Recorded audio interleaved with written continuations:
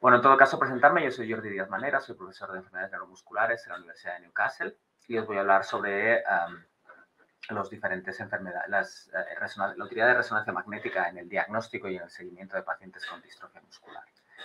Entonces, si podéis pasar la siguiente diapositiva.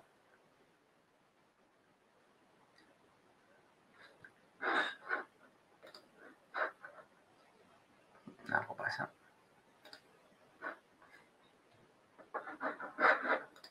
Vale, entonces, lo que es importante es saber que para el desarrollo de la resonancia muscular es importante tener en cuenta y entender que lo que va a hacer la resonancia es básicamente mirar a lo que está pasando en el tejido muscular, y va a poder encontrar diferentes alteraciones que ocurren en el tejido en diferentes fases de la enfermedad.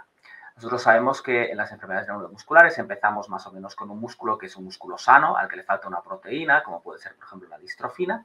Eso va a llevar a una serie de alteraciones a nivel de la fibra muscular, con inflamación, con necrosis, con pérdida de fibras, y esas fibras que se van perdiendo van a ser sustituidas por un tejido fibroadipogénico. Siguiente diapositiva, por favor. Todas esas alteraciones que se van a poder detectar con un microscopio son también detectables con una resonancia magnética. Por ejemplo, si queremos identificar inflamación, que es un daño agudo, podemos utilizar una serie de secuencias, como por ejemplo, si le dais al clic ahora, como por ejemplo el STIR, que nos va a permitir, ¿le podéis dar al clic, por favor? ¿Le podéis dar al botón? El STIR, que nos va a permitir de alguna forma pues, poder identificar una serie de alteraciones en el tejido muscular, como por ejemplo es pues, un aumento en la señal en el músculo, como podéis ver aquí, y que lo que refleja es la presencia de agua libre. En el caso de cambios crónicos, en el caso de que queramos analizar la presencia de grasa, por ejemplo, tenemos también una serie de secuencias que podemos utilizar, siendo la más frecuente pues, el T1, que nos permite también identificar la presencia de una alteración en el músculo. ¿Le podéis dar al clic, por favor? Y aquí veis, por ejemplo, en el músculo la existencia de este componente blanquecino, que es la grasa que está sustituyendo al músculo. Si pasamos a la siguiente diapo, lo que es importante conocer es que estos cambios que se producen no son específicos de las distrofias musculares, sino que se van a presentar en un montón de enfermedades. Si le podéis dar dos veces al clic, por ejemplo, un caso es la enfermedad de Pompe, donde vamos a tener un acúmulo de glucógeno en el interior de la fibra muscular que va a acabar llevando a una degeneración de las fibras y sustitución por tejido graso, como podéis ver en esta resonancia. Clic otra vez, por favor. En el caso de que tengamos una enfermedad neurógena, como una neuropatía, como una atrofia muscular espinal, clic también, podemos tener la presencia de una degeneración de las fibras musculares y, como podéis ver aquí, también la presencia de grasa en el músculo. Y finalmente, si le dais al clic otra vez, en enfermedades inflamatorias, como por ejemplo aquellos pacientes con incluso IBM o, por ejemplo, pacientes que tienen una enfermedad inflamatoria crónica no tratada, podemos encontrarnos también con una sustitución de grasa. Por lo tanto, como veis, el recambio graso es común a muchas enfermedades neuromusculares y, por lo tanto, va a ser útil para poder estudiar a estos pacientes. Siguiente diapositiva, por favor. Hemos aprendido, vamos a ver que la resonancia magnética es en general útil para diferenciar entre un tejido sano y un tejido enfermo. Nos puede ayudar para múltiples cosas en las enfermedades neuromusculares, como por ejemplo para encontrar un buen músculo para la biopsia, pero también puede ser útil para para ayudarnos en el diagnóstico. Y para eso os quiero poner un ejemplo bastante práctico. Siguiente diapo, por favor. Vamos a pensar qué es lo que hacemos nosotros en la clínica. En la clínica, básicamente, lo que hacemos es pues, hacer la historia clínica de los pacientes, como por ejemplo este caso que os pongo, donde tenemos un varón de 32 años con una debilidad de cinturas y una herencia ligada al X, que en el examen físico tiene una debilidad más o menos leve en bíceps y algo más marcada en el psoas. Y lo que vamos a hacer en este caso es buscar aquellas pistas que nos ayuden al diagnóstico en la exploración, ¿verdad? Por ejemplo, en este caso, imaginaos que vemos estos gemelos tan grandes y una debilidad de cuádriceps. Seguramente todos ustedes están pensando, otro clic, por favor, en el diagnóstico de enfermedad de Becker, ¿verdad? Vamos a poner un caso similar. Si damos al clic, tenemos una mujer de 32 años con una debilidad de cinturas, es un caso esporádico. En la examinación, en el examen físico encontramos exactamente lo mismo. Y cuando buscamos estas pistas en la exploración, pues podemos encontrar esta hiperkeratosis pilarí y estas contracturas distales. Y eso nos hace pensar en una miopatía de Bethlen, ¿verdad? Siguiente diapositiva, por favor. Con la resonancia magnética, cuando queremos utilizarla para el diagnóstico, lo que hacemos básicamente es buscar también aquellas pistas que nos van a ayudar en el diagnóstico. ¿Y por qué? Pues porque sabemos que la distribución de grasa en los músculos no es homogénea, sino que y no se distribuye tampoco al azar, sino que va a depender de qué gen es el que está mutado. Hay genes que están asociados a un reemplazo de grasa en el comportamiento posterior y hay genes que están asociados a un reemplazo de grasa en el comportamiento anterior, por ejemplo. Cuando yo tengo una resonancia magnética delante de mí, ¿qué es lo que tengo que hacer? Pues nosotros como neurólogos, clic por favor, lo primero que tenemos que hacer es, otro clic, es estudiar anatomía. Nos cuesta a veces interpretar los cambios en el músculo porque estamos acostumbrados a ver resonancias de cerebro. Lo siguiente que tenemos que hacer es cuantificar la cantidad de grasa que hay para identificar aquellos músculos que están muy afectados y aquellos que están menos y tener una lista clara de músculos. Y lo tercero es identificar si lo que estamos viendo en nuestro patrón, en nuestro paciente, se parece a lo que se ha descrito en otros. Y aquí doble clic, por favor. Por ejemplo, aquí tenéis otro caso y otro más, otro clic más, de resonancias y un escáner parecidas a la primera que tenemos. Y estos son todo casos con miotilinopatía. Siguiente clic, por favor. Habéis visto que cuantificamos y hay formas diferentes de cuantificar la grasa. La forma más sencilla es una forma semi-cuantitativa, es decir, nuestros ojos son los que miran a la resonancia y clasifican la resonancia en función a los músculos en función de cuánta grasa tienen. Desde no tienen grasa en absoluto, que sería un 0, hasta hay menos de un 30%, pero sería un 1, pasando por 30-60, un 2, más de 60, un 3 y completamente reemplazado un 4. Esta forma de clasificar fue descrita por el doctor Mercuri y es una forma bastante sencilla, pero al mismo tiempo muy útil, ya que nos permite clasificar y cuantificar la grasa en los músculos y más o menos todos vamos a estar de acuerdo. Pasa al siguiente, por favor.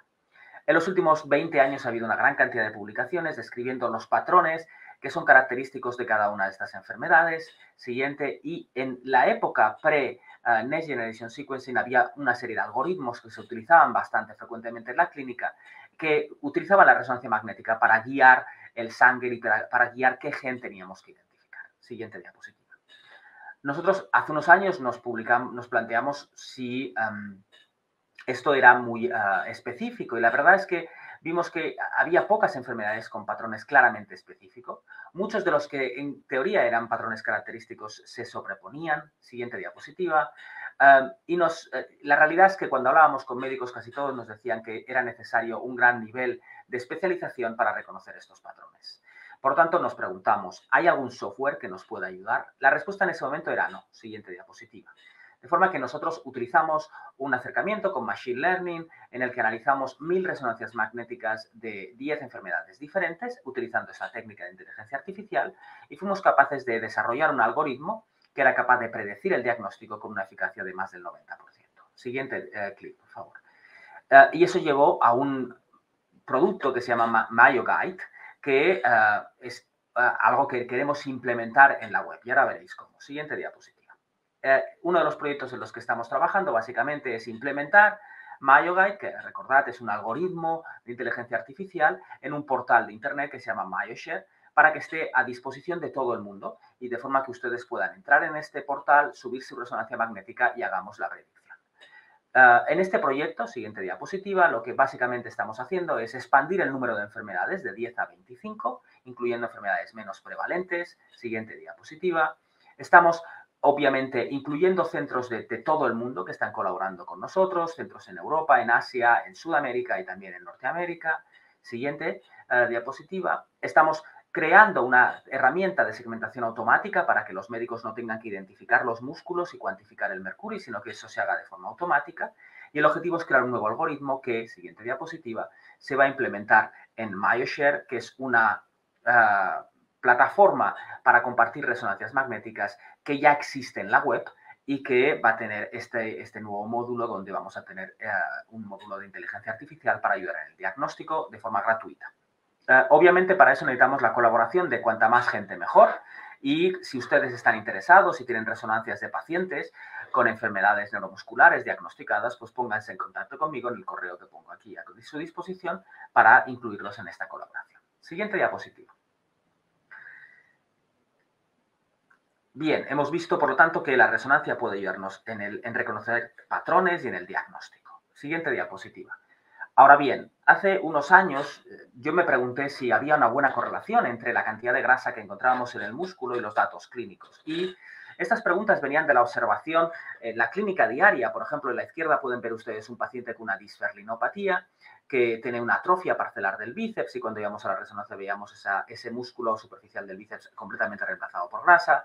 En medio pueden ver ustedes un paciente con una escápula alada y cuando íbamos a la resonancia veíamos una afectación del músculo serrato anterior, que caracteriza, pues es típicamente afectado cuando hay una escápula alada. Y a la derecha pueden ver ustedes un paciente con una miopatía por cuerpos de inclusión y que típicamente tienen esa debilidad de flexores de los dedos y en la resonancia veíamos infiltración en esos músculos. Por lo tanto, nosotros nos planteamos, hay una buena correlación y, siguiente diapositiva, lo que hicimos fue estudiar la cantidad de grasa total que veíamos en nuestras resonancias magnéticas y empezar a correlacionarlo con resultados de pruebas funcionales. Y yo creo que una imagen habla por mil palabras, ¿verdad? Aquí tiene usted los resultados comparando la cantidad de grasa, de más a menos, con los resultados del 6-minute walking test. Y pueden ver ustedes que a mayor cantidad de grasa, menor era la distancia que recorrían los pacientes en el 6-minute walking test y a la inversa con una correlación claramente positiva. Siguiente diapositiva. Y eso era así no solo para la prueba del 6 minutos, sino para un montón de pruebas que normalmente utilizamos en ensayos clínicos o en estudios de historia natural, como por ejemplo el tiempo de caminar 10 minutos, el North Star Score, etc. Y lo evaluamos nosotros en estudios que hicimos en la enfermedad de Pompe y también en estudios que hicimos en disferrinopatía. Siguiente diapositiva, por favor. Pero existe una gran cantidad de literatura en la que se han recogido datos de grasa en el músculo cuantificados de forma diferente y que ha demostrado que existe una buena correlación entre la grasa muscular y las pruebas funcionales en una variedad importante de enfermedades. Con lo cual podemos decir que la resonancia magnética, en este caso la cantidad de grasa en el músculo, es un buen biomarcador de enfermedad. Se acaba de ir la presentación, si la podéis volver a poner, por favor.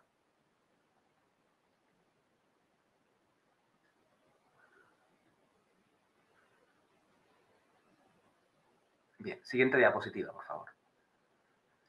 Por lo tanto, ya hemos dicho que la resonancia es un buen biomarcador de enfermedad. Siguiente diapositiva. Ahora bien, ¿existen formas mejores de cuantificar la grasa en el músculo? Yo les he hablado de una forma muy sencilla, que es una forma visual, la escala de Mercuri. Existen muchas otras, que son secuencias que se han desarrollado para tener una cuantificación exacta de la cantidad de grasa, que incluye el Dixon, el T2, la espectroscopía. Tranquilos porque les voy a hablar solo del Dixon. Siguiente diapositiva. El Dixon es una técnica que nos da, a partir de cada segmento del cuerpo, nos da dos secuencias o dos imágenes, una que corresponde a grasa y una que corresponde a lo que sería el músculo. Y lo que hacemos básicamente nosotros, siguiente diapositiva, es dibujar una región de interés en esta resonancia, de forma que vamos a tener el área de esa área de interés y también la cantidad de grasa que existente en ese área. Una cantidad de grasa que va a ir de 0 a 100, de 0% a 100%. Nos va a decir cuántos píxeles son grasa. Antes íbamos de 0 a 4, ahora tenemos una secuencia que va de 0 a 100. Podemos tener además datos que vengan de múltiples músculos, podemos hacer medias, por ejemplo, podemos dibujar una ROI que coja toda la pierna o solo una parte de la pierna. Siguiente diapositiva. Dixon tiene algunos pros y algunos cons. La principal ventaja es que nos da una medida fina de la cantidad de grasa que hay en el músculo, pero tiene limitaciones. Si queremos, y haced un clic, por favor, si queremos analizar de forma completa un músculo, tenemos que analizar más de un corte, porque como podéis ver aquí en la pantalla, puede haber, la grasa no se distribuye siempre de forma homogénea y podemos tener áreas del músculo con más grasa y otras con menos, por lo tanto no podemos quedarnos con un corte. Si queremos hacer estudios longitudinales necesitamos tener la resonancia primera abierta para estar seguros de que estamos en el mismo sitio, por lo tanto los estudios no pueden ser ciegos. Hay variabilidad innata, el hecho de que sigue dibujándose el arroyo por mano. Habéis visto que no hay un software todavía que funcione bien automatizando lo que sería la anotación de estas resonancias, y estamos trabajando en eso. Y hay mucha discusión ahora sobre si tenemos que hacer el análisis de cada uno de estos músculos o es suficiente con hacer una ROI grande que coja todo el músculo. Siguiente diapositiva. ¿Pero para qué queremos estas medidas cuantitativas finas? Pues por un motivo muy sencillo. Lo que queremos es hacer estudios longitudinales. Tenemos pacientes que están participando en estudios de historia natural, que están participando en ensayos clínicos y queremos saber cuánto aumenta la grasa de un año a otro. Y sabemos que la cantidad es relativamente poca, estamos hablando de un 2, 3 o un 4%. Con lo cual nuestro ojo tiene dificultades para eso. Si yo les pongo estos vasos aquí en la pantalla y se los desordeno, seguro que ustedes con sus ojos serían muy capaces de ordenar los vasos de nuevo. Pero si yo le digo, oiga, dígame qué porcentaje de aumento en la cantidad de agua hay en el vaso 3 comparado con el 2, para eso realmente tenemos ciertas dificultades. Y eso es precisamente lo que vamos a hacer cuando cuantificamos grasa en un ensayo clínico. Siguiente diapositiva. Y nosotros básicamente lo que hicimos fue analizar pacientes con POMPE utilizando Mercury y utilizando Dixon. Y vimos, por ejemplo, que en este paciente que tenía una resonancia al año, si analizábamos el cuádriceps, el Mercury se calculaba como 2 en ambos casos. No veíamos diferencias. Siguiente diapositiva. Si en cambio utilizábamos Dixon, un clic por favor, lo que hacíamos era definir, otro clic, la Royce, y veíamos que en el baseline teníamos un 49%, al año teníamos un 51%, clic de nuevo por favor, y el resultado es que tenemos un aumento del 2,2%. Este pequeño aumento hubiese sido indetectable con nuestros ojos y solo se podía identificar con este tipo de secuencias. Por eso Dixon es una técnica útil para ensayos o estudios longitudinales. Siguiente diapositiva. Y lo que es realmente interesante es que en los estudios que están realizados a un año en diferentes enfermedades, se observa cómo existen cambios significativos en la cantidad de grasa. Y existen cambios significativos en enfermedades como, por ejemplo, la enfermedad de Duchenne, donde pueden ver aquí que en este estudio pues, se identificaron cambios en los pacientes que eran significativos, con un aumento de la cantidad de grasa en músculos como el vasto lateral o el sóleo. Siguiente diapositiva. También se detectaron cambios significativos en una cantidad importante de músculos en pacientes con el FSH. O, por ejemplo, nosotros hicimos una medida agregada, la fracción de grasa del muslo, e identificamos cambios significativos en pacientes con enfermedad de Pompe. Después de solo un año de seguimiento. Siguiente diapositiva. Y lo que era realmente interesante es que, siguiente diapositiva, por favor, es que después de este año de seguimiento, solo uno, cuando analizábamos otra cantidad de variables, por ejemplo, pruebas de función física, por ejemplo, pruebas respiratorias, escalas de calidad de vida, la única variable que cambiaba después de un año era la cantidad de grasa en la resonancia magnética. Con lo cual nos decía que la resonancia era muy útil para identificar estos cambios precoces. Siguiente diapositiva. ¿Y eso por qué ocurre? Pues lo que está ocurriendo aquí es que existe una patología que afecta al tejido, que hace que el tejido esté cada vez peor, que vaya reemplazándose por grasa, y eso a largo plazo acabará teniendo un efecto en la función física. Pero no es que uno pierda un 1% de fibras musculares y tenga un 1% de pérdida muscular, sino que se necesita una serie de cambios considerables en el músculo para que veamos cambios en la función. Un clic ahora, por favor. Nosotros con la resonancia estamos analizando lo que pasa en el tejido y no lo que pasa en la función muscular. Y de ahí que podamos encontrar cambios significativos en estos pacientes en lo que sería el tejido muscular, que es lo que queremos analizar con resonancia. Muy bien, siguiente diapositiva. Pero antes o después queremos ver si estos cambios afectan a la función física. Y lo que hicimos en este estudio con enfermedad de Pompe fue seguir pacientes por 3 años.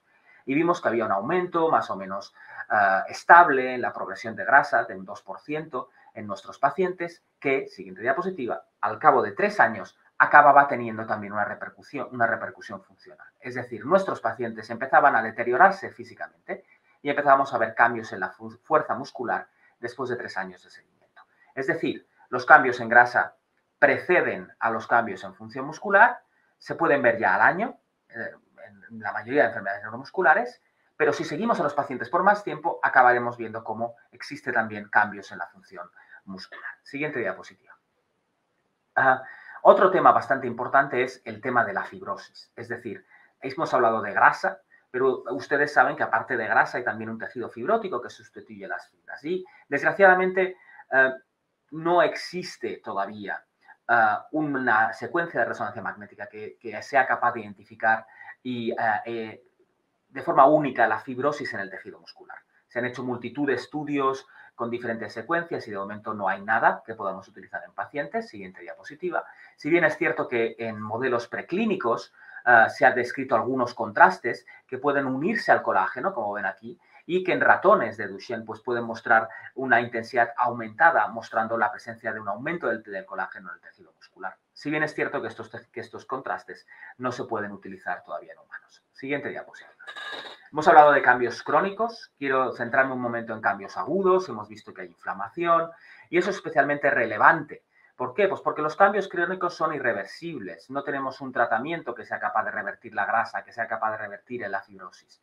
Pero sí que tenemos, en cambio, tratamientos que, en teoría, podrían salvar esas fibras que no han degenerado, reducir la inflamación. Por lo tanto, ser capaces de identificar inflamación y ver si eso se revierte en estudios es realmente importante. Vamos a pasar a la siguiente diapositiva. Hemos hablado antes, y aquí necesito 2 clics, hemos hablado antes de que si quiero ver inflamación tengo que utilizar STIR. STIR es una secuencia que me permite ver agua y hay, ya veréis ahora, diferentes formas de cuantificar el agua. Siguiente clic, hemos hablado, lo que básicamente hemos visto en la literatura es que el agua, la inflamación, precede realmente el cambio graso. Y eso es bastante importante porque nos permite entender que en la mayoría de las enfermedades donde se han realizado estudios de seguimiento con STIR y luego estudios de grasa, se ha visto que aquellos músculos que muestran un aumento en el STIR, una cantidad de agua aumentada, son aquellos que van a degenerar al año. Es decir, que sigue una secuencia lógica en cuanto a la evolución. Siguiente diapositiva, por favor.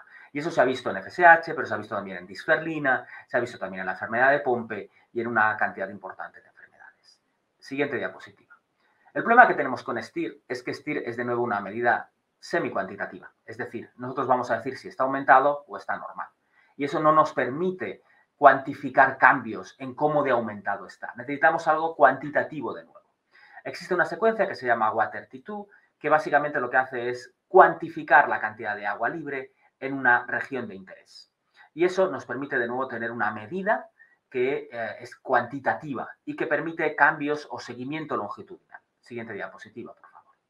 Y el WaterT2, por ejemplo, es tan sensible que puede mostrar cambios en la cantidad de agua que se producen cuando hay un daño muscular ligado a una actividad excéntrica, por ejemplo. O, por ejemplo, esta imagen de la derecha es de un paciente que se tuvo pues le cayó un rayo encima y tuvo pues una lesión muscular en la pierna y ven ustedes el aumento en T2. Si pasamos a la siguiente diapositiva, si nos vamos a enfermedades neuromusculares, T2 está aumentado en pacientes con distrofias, como por ejemplo Duchenne, y siguiente diapositiva.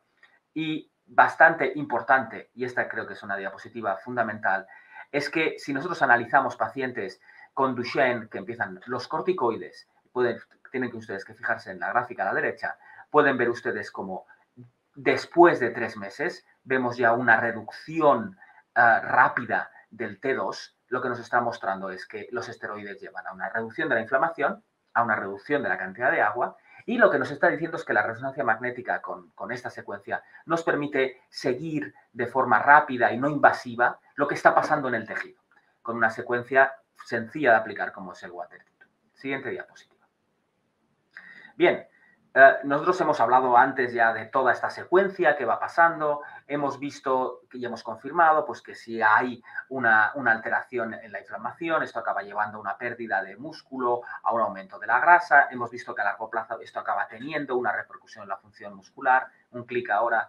Nosotros nos preguntamos recientemente si tener más inflamación acababa repercutiendo en la función muscular de alguna manera. Si podía ser eso una buena forma de seguir a nuestros pacientes. Siguiente diapositiva. Y lo que hicimos básicamente fue analizar los niveles de T2 en una población con disferrinopatía que participaba en el estudio COS, en el que se siguieron pacientes por 3 años.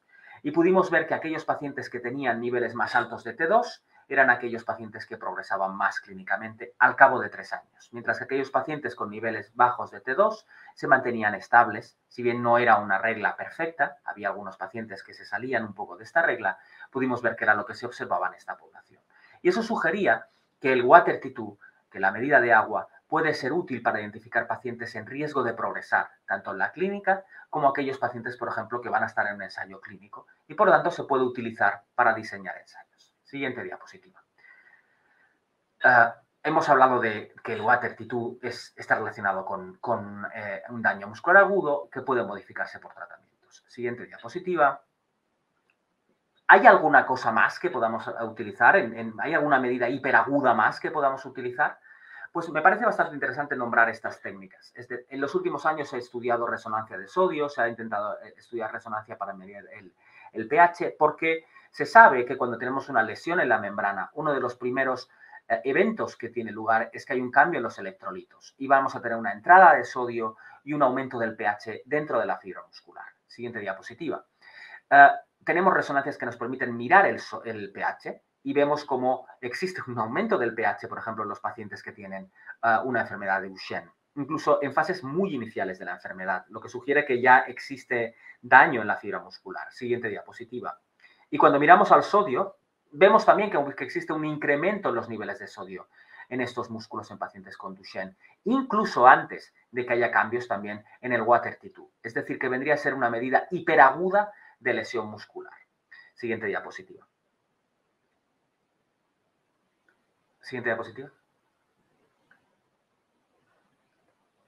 Nosotros estamos muy interesados en estudiar la resonancia de sodio y estamos ahora mismo en la Universidad de Newcastle utilizando esta técnica para el estudio de pacientes con disferrinopatía. Siguiente diapositiva, por favor.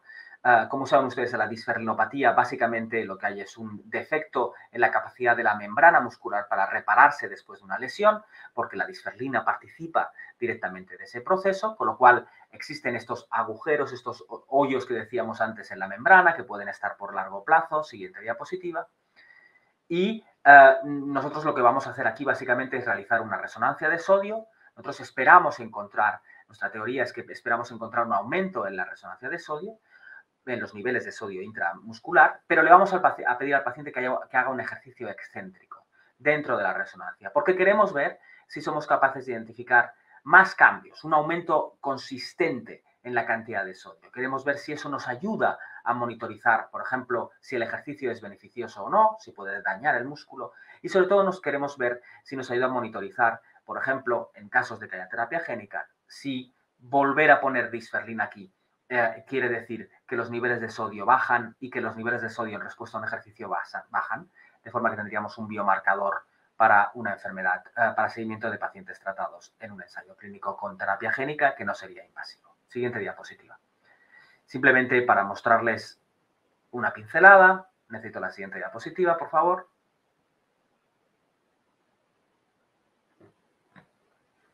Siguiente, ahora, esto es lo que vamos a hacer.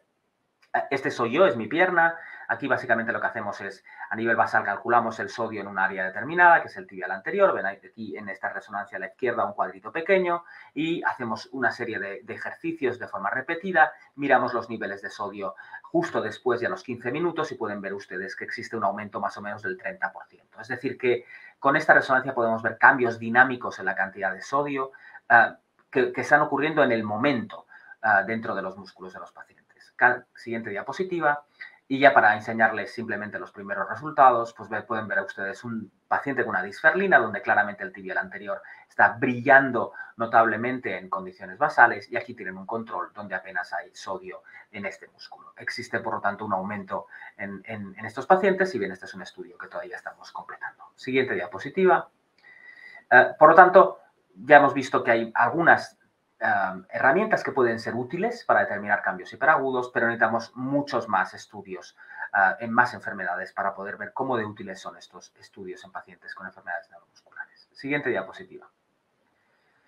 Si yo tuviese que diseñar un ensayo clínico a día de hoy, por ejemplo, con terapia génica, seguramente utilizaría una medida para grasa, como podría ser 3.Dixon o podría ser espectrometría de hidrógeno, de la que no he hablado, básicamente para cuantificar cómo se modifica la grasa.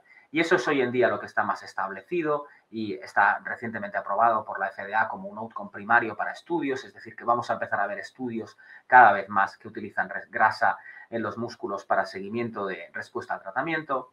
También queremos ver, yo querría ver si hay cambios en la inflamación y utilizaría una medida de water T2, y a ser posible me encantaría ver si hay cambios en el sodio para poder ver si existen cambios hiperagudos que podamos también controlar con la terapia. Siguiente diapositiva.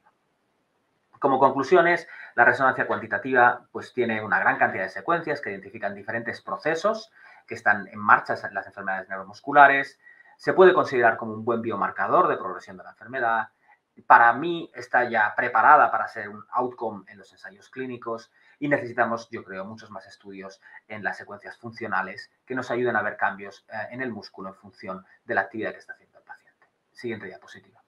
Esta es mi última diapositiva, simplemente agradecerles a ustedes por la atención. Siento mucho todos los problemas técnicos que hemos tenido y que han hecho que la charla no sea tan continua como yo hubiese querido. Este es mi correo electrónico y aquí una foto de parte del equipo trabajando. Ya está, esta es mi última diapositiva. Gracias.